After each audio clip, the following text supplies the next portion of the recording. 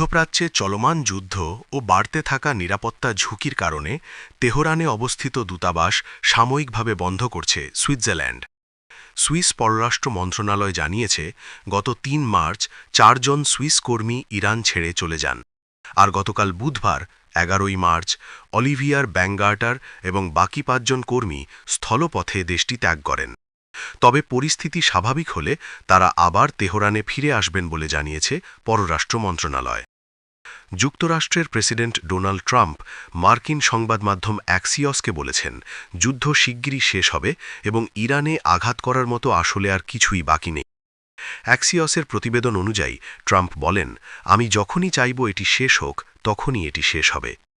গত ২৮শে ফেব্রুয়ারি ইসরায়েলের সাথে যৌথভাবে ইরানে হামলা শুরু করে যুক্তরাষ্ট্র।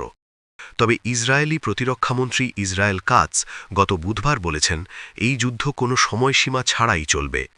রয়টার্স এবং দ্য টাইমস অফ ইসরায়েলের তথ্য অনুযায়ী কাতস জানিয়েছেন, যতদিন প্রয়োজন এবং ইসরায়েল মার্কিন যৌথ অভিযানের সমস্ত লক্ষ্য অর্জিত না হওয়া পর্যন্ত এই যুদ্ধ চলবে।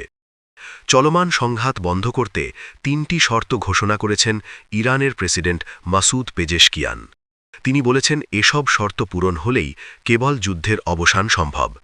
এক বিবৃতিতে পেজেশকিয়ান জানান, যুদ্ধ বন্ধের জন্য প্রথমত ইরানের বৈধ অধিকার আন্তর্জাতিকভাবে স্বীকৃতি দিতে হবে।